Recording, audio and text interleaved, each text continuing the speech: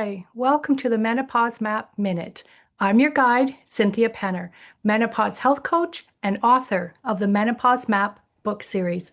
Each week, I'll help you understand what's really happening inside your body, as well as navigate you through midlife, one clear, compassionate, and science-backed step at a time.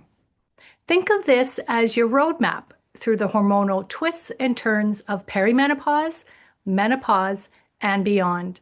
No confusion, no overwhelm, just clarity and connection. Today, we begin our journey with that very first flicker, the moment your body quietly whispers, change is coming. The hormonal spark. Perimenopause doesn't begin overnight.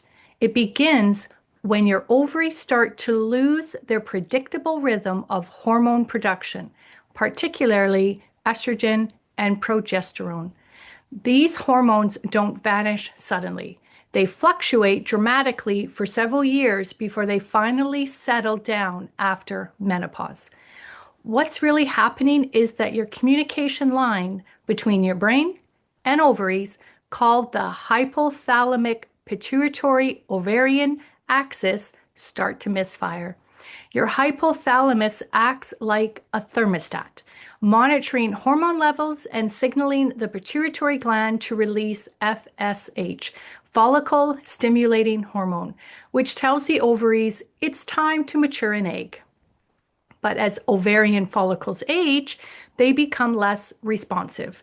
So your brain shouts louder, sending out more FSH, but the ovaries answer inconsistently. Sometimes months they never respond, or they over-respond, flooding your system with estrogen. Over months, they stay almost silent. That back and forth creates the roller coaster of perimenopause, a constant hormone tug of war that you feel as irregular cycles, breast tenderness, mood shifts, and sleep disruption. Imagine your hormones like a symphony orchestra that's played beautifully for decades. Suddenly, the conductor, your brain, starts sending mixed cues. The violin of estrogen surge, the drums of progesterone fade, and the once steady music of your menstrual cycle becomes unpredictable. So time for a science snapshot.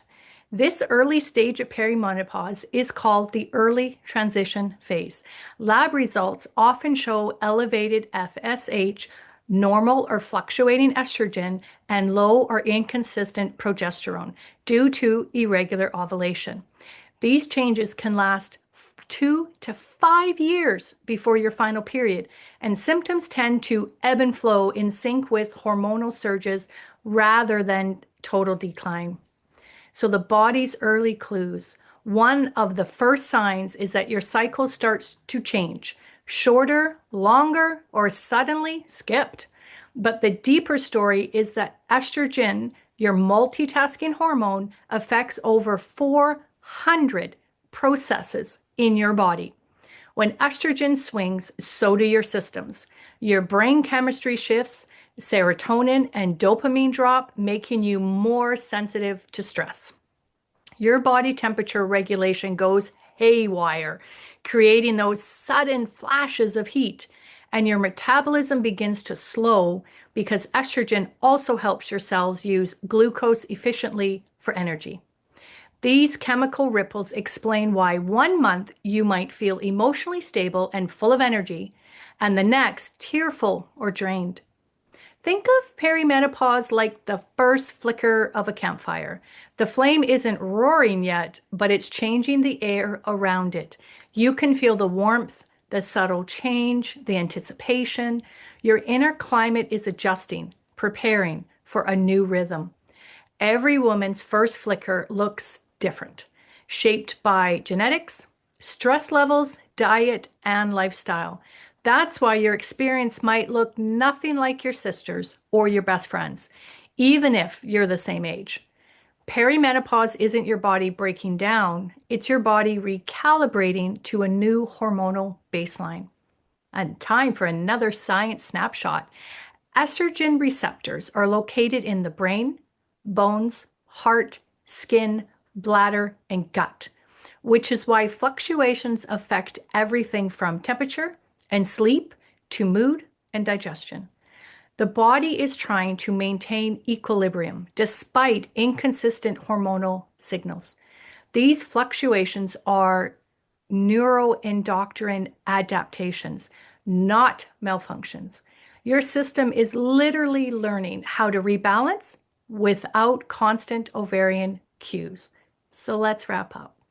Perimenopause marks the beginning of your next chapter, a recalibration, not a breakdown. Your hormones are not betraying you. They're evolving, adapting, and asking for a new kind of attention. When you understand why you feel what you feel, you move from frustration to fascination, and that's where true healing begins. Simple step for this week: start your menopause map journal. Jot down small shifts, mood, sleep, energy, or period changes. No analysis, no judgment, just observation. You're mapping your own hormonal landscape, one flicker at a time, because understanding your body is the first step to flourishing through menopause. See you next time.